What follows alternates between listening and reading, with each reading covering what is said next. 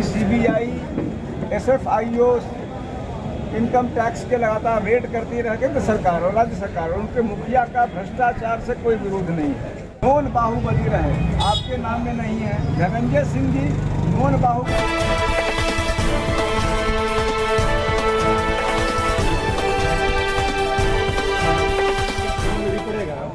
देखिए, मौजूदा सरकार हर चीज़ को सिर्फ और सिर्फ अपने वोट बैंक की दृष्टि से देखती है। वह सोच रही है कि हम एक वर्ग विशेष को प्रसन्न कर रहे हैं, हम उस तरह से चीज़ों को प्रेजेंट कर ले रहे हैं। इसके पॉलिटिकल हानि लाभ क्या होंगे मैं नहीं कह पाऊंगा, क्योंकि हम लोग राजनीतिक व्यक्ति नहीं हैं। हम लोग सबके बाद भी हम लोग एक मूवमेंट है।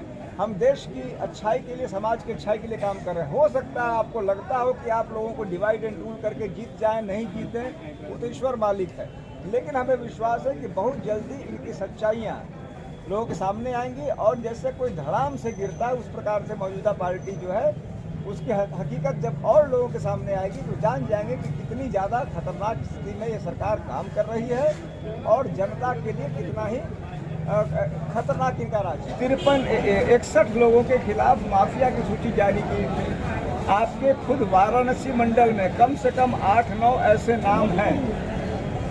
ब्रजेश सिंह का नाम लिया उन्होंने, लेकिन अभिलेखों पे है कि ब्रजेश सिंह के जो भतीजे हैं सुशील सिंह जी विधायक हैं, भाजपा के विधायक हैं, उन पर 25 से ज़्यादा मुकदमे दिल्ली पुलिस ने दर्ज कर रखे हैं, रिकॉर्ड पे है।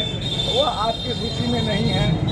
उनके जो एक भाई हैं वह एमएलसी हैं भारतीय जनता पार्टी से, आपने उनका नाम नहीं रखा है। उनके स्पष्ट रूप से उनकी शोहरत है एक माफिया और बाहुबली के रूप में।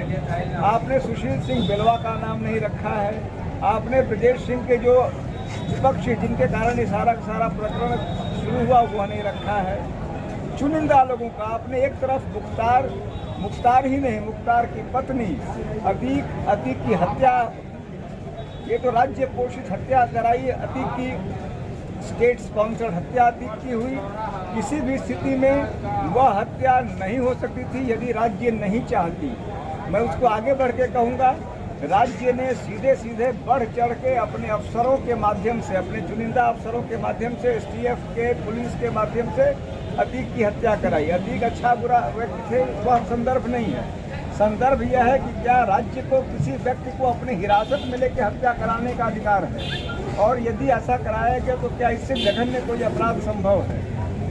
एक व्यक्ति को आपने अपने पुलिस कस्टडी में लिया, यह भी नहीं न्यायिक कस्टडी में हो, आपने पुलिस कस्टडी में जबरदस्ती मांगा, उसकी हत्या कराई, अब उसकी पत्नी को इनाम घोषित कर रहे हैं। एक व्यक्ति को आप सालों से जेल रखे, आप रखिए, न्याय कहता आप रखिए, आप उसकी पत्नी को इनामिया घोषित कर रहे हैं। इतना ही नहीं, उससे बढ़ के और आपको अन्य अपराधी नहीं दिख रहे हैं। जैसा मैंने नाम लिया, सुशील सिंह जी का नाम लिया, जो दूसरे उनके हैं नॉन बाहुबली रहे, आपके नाम में नहीं है। धनंजय सिंह जी नॉन बाहुबली रहे, आपके सूची में नहीं है।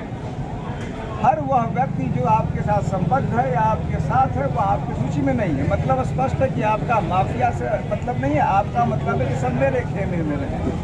तो यह राजनीति का विद्रूप रूप है।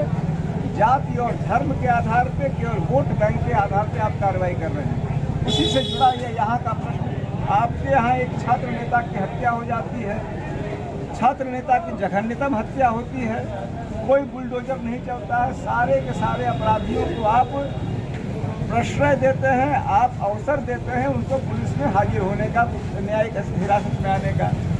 आपने उसमें से किसी का एनकाउंटर नहीं होता है, किसी के यहाँ बुलडोजर नहीं चलता है। क्यों?